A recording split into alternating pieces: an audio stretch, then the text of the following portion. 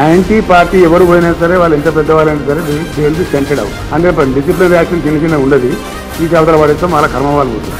ఏవమ్మా MLC కవిత, ఇంటి దొంగను ఈశ్వరుడే కనిపెట్టలేడనే సామెతను నిజం చేశావు కదా. అవును, ఇప్పుడు ఏ బీఆర్ఎస్ కార్యకర్తను కదిలించినా ఇదే మాట వినిపిస్తోంది. ఇప్పుడు మనిషికి గుండెకాయ ఎక్కువనా తలకాయ ఎక్కువనా అంటే ఏం చెప్తాము? మా పార్టీలో హరీష్ రావు, కేటీఆర్ ఇద్దరు సమానమే. ఇద్దరు కూడా మాకు రెండు కళ్ళ లాంటి వాళ్ళే. మరి మీరు ఏది ఎక్కువ ఏది తక్కువ అని ఊరికే ప్రతిసారి కేసీఆర్ గారిని నిర్ణయం తీసుకోమంటే కష్టమవుతుంది. ఎవరికి ఏ పదవులు ఇచ్చినా, ఎవరికి ఏ శాఖలు ఇచ్చినా ఆ పనిలో ఉండేటటువంటి దాన్ని బట్టి, ఆ పనిలో ఉండే అవసరాన్ని బట్టి, పేరుకి ఇరిగేషన్ శాఖ ఒకటైనా దాంట్లో భయంకరమైన పని ఉంటుంది. అది మనకు తెలుసు, అందరికీ తెలుసు.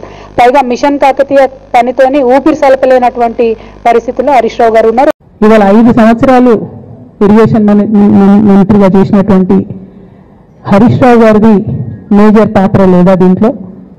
అందుకే కదా కేసీఆర్ గారు వారిని సెకండ్ టర్మ్లో తప్పించిండ్రు. ఈ మొత్తం కాళేశ్వరం ఎపిసోడ్లో కేసీఆర్ గారికి మరక అంటుందంటే 2-3 వ్యక్తులు కారణం. మాజీ రాజ్యసభ సభ్యుడు ఒకలైతే, హరీష్ రావు గారు ఒకలైతే,